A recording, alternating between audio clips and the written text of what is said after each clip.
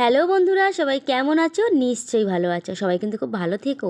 আর আমি পূজা নিয়ে চলে এলাম ছোট্ট একটা মিনি ব্লগটা এখন থেকেই স্টার্ট করলাম। তো চলো, কোথায় যাচ্ছি সবটাই তোমার সাথে শেয়ার করবো। আমি চলে এলাম হচ্ছে শ্রীরামপুর শিবতলা আর জল ট্যাঙ্কের কাছে, নিশ্চয়ই তোমরা নাম শুনেছো। তো এটা একটা ফেসবুক বন্ধু আর তার ছেলে আমাকে নিতে চলে এসছে। কেন বলো তো এসছে? আমি চলে এলাম এই দিদিভাইয়ের মাথায় স্পা করানোর জন্য। তো বন্ধুরা চলো কাজটা স্টার্ট করে তারপর তোমার সাথে কথা বলবো, কারণ অনেকটা রাতও হয়ে গেছে। আর দিদিভাই আমাকে বিয়েই দুপুরবেলা জানালো কাজটা করবে। আমি এসছি প্রায় তখন 6:30 বাজে। তো দিদিভাইয়ের সঙ্গে প্রথম আলাপ, কেউ বলবেই না এত ভালো সম্পর্ক হয়ে গেছে, ফেসবুক থেকেই আলাপ। খুবই ভালো দিদিভাই একটা মানুষ। তো কাজ করতে করতে অনেক গল্প হলো দুজনের মধ্যে। একটা স্পা করতে মিনিমাম 1.5 ঘন্টা সময় লাগে। তো আমার কাজটা কমপ্লিট হয়ে গেল আর দিদিভাই আমার জন্য চিকেন রোল নিয়ে এসেছিল। আমি তো পুরোটা খেতেই পারছিলাম না, অনেক কষ্ট করে খেয়েছি।